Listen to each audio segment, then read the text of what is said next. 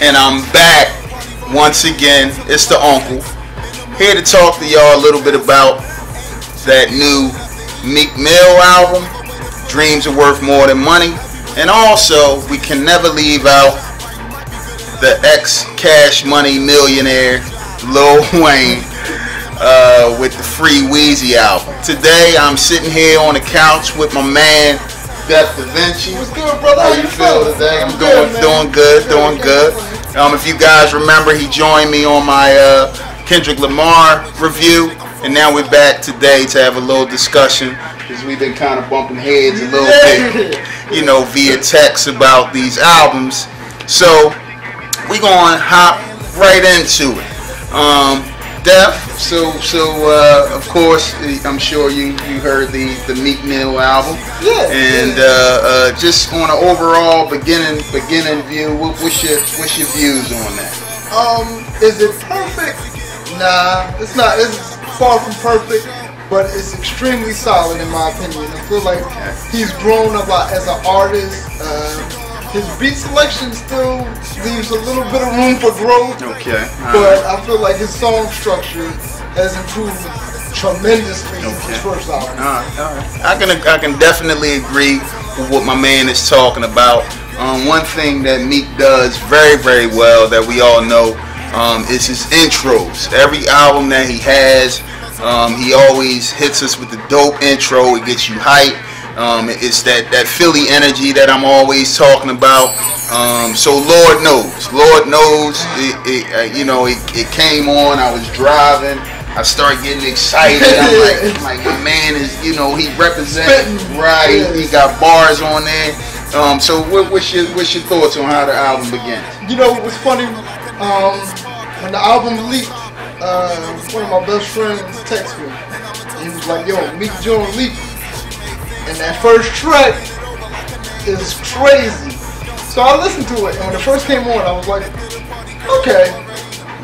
Kind of warming up to it. Yeah. But when maybe about the 30-second mark in, when he starts going, and the energy kind of escalates until he reaches his fever pitch. Yeah. And once he gets to that point, it's like, that's the Meek I like. Exactly. That's the Meek I like. He's a spitter. Right. And I agree with that, and I'm sure the fans agree. I call this album like I guess a bad sandwich. It's like, I like my sandwiches with potato bread, so it got the potato bread on the top, then it got the little, like, I guess not Hatfield meat, but I guess the store brand meat in the middle, and then it kind of gets bologna. Right, and then it gets back nice and husky at the end with my potato bread. But I do like classic featuring Swiss beats. You know why I like classic so much? Because it gives you that boom bap feel. Right. It's such a throwback to what I fell in love with hip hop about. Right. To hear that in this day and age from Meek was like, it was a breath of fresh air. Yeah. And the beat is crazy. We all know what Swiss beats do. The one thing I do not like about the track is when Swiss beats start to talk at the end, and sometimes I think cheesy. I think the producers should kind of keep quiet sometimes. Know your place. You already did the hook. No need to do the outro too. Exactly. All right, so it's probably something, I don't know if you skip it, but Jump Out the Face. I can't deal with Future. I won't even talk much on that. But what's your thoughts? I took it off my phone. Okay, so we know the result of that. What's crazy? Like, it's not. If you take Future off the song, it's not that bad. Okay. But because Future takes up so much of the song, because the song starts with the hook, and then you got to hear the hook like 2 or 3 more times after that.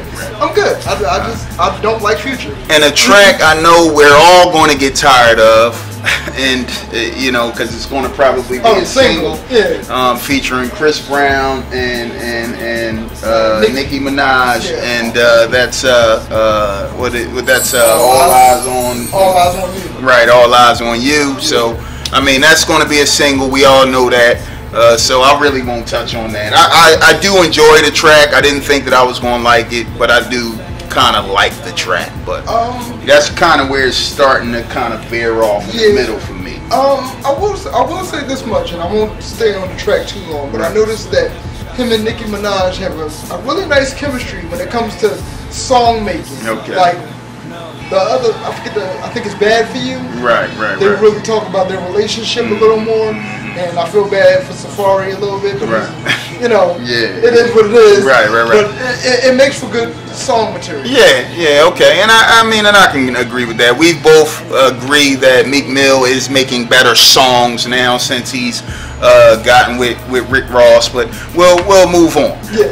One of my I don't really particularly like Rico, so I'm not going to really talk on that. Any thoughts on that? Yeah, garbage. Yeah, I thought it could be better with the caliber of MCs working together. But I noticed that. I will say this. I noticed that Drake, the song that he gets on now, the beats don't do anything for me. Yeah. Kind of like, I don't know if you heard the new record with him and Game. Yeah. I don't like that one either. Well, you know what? A lot of the tracks kind of sound the same. Yeah. You know, it got the same feel, the same vibe. So I wasn't really feeling that. I skipped Rico. Yeah. I got the Juice. I will admit it's one of my favorites. You know, speaking on his reputation and. You know, now he's the man. He got the juice. You know, chicks want to get with him. He got the juice. Boys want to be like him. He got the juice. So I do like that. And I feel like that's where he's grown a little bit. Right. He's more self-aware because I noticed that on that record and on a record called The Trillist. Yeah. He sounds a little bit more self-aware of his position. And I forget which song, but he mentions how kids kind of want to grow up to be him. Right. So that's where his growth. That's why I see a lot of his growth nowadays. Yeah, as far as song making. Right. Okay. All right. So and one of my all-time favorites of a Meek Mill song is Ambitionz, and Ambitionz to me is kind of Pac-esque. You know, it has that Tupac feel with the energy. His flow is actually different, which kind of surprised me, because he normally sounds the same on a lot of tracks. And he sounds southern in my opinion. You know, with the trap music and all of that. And that's the one thing that I can say that I really do not particularly feel with Meek Mill right now. And on a rating side, I know you wanted to speak on the Puffy, the last song at the end, which I do like also. Yeah. It's kind of escaping me. Yeah, go ahead. You can hit it. It ain't a big deal. Cause we about to rate this, and you know, we gonna move on to my man Weezy. Cold-hearted. Right. Yeah. Cold-hearted. Yeah. Cold-hearted. I like that record one because he's spitting, but we've established that Meek Mill is spitting. Right. But I like it because the track is reminiscent of Biggie's "My Downfall." From Life with After Puff Death. talking at the end. Even and actually, I enjoy Puff.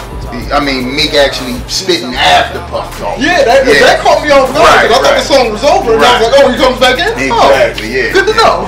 So on a rating side, you know, I rate 1 to 5. And like I say, you can do your math, divide however you want to do it. What's your rating on a Meek Mill album? Now, if I took just my favorite Jones, I'll probably give it a 4. Oh, but because there are a few records that I really skip, I'll give it a 3. I'll give it a 3.5, 4 on a good day. All right, okay. And I'm Philly all day. I love Philadelphia, but I will say that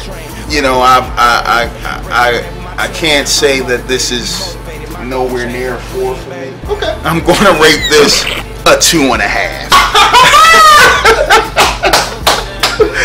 And that's it on the Meek Mill. Stay tuned for the Free Weezy album.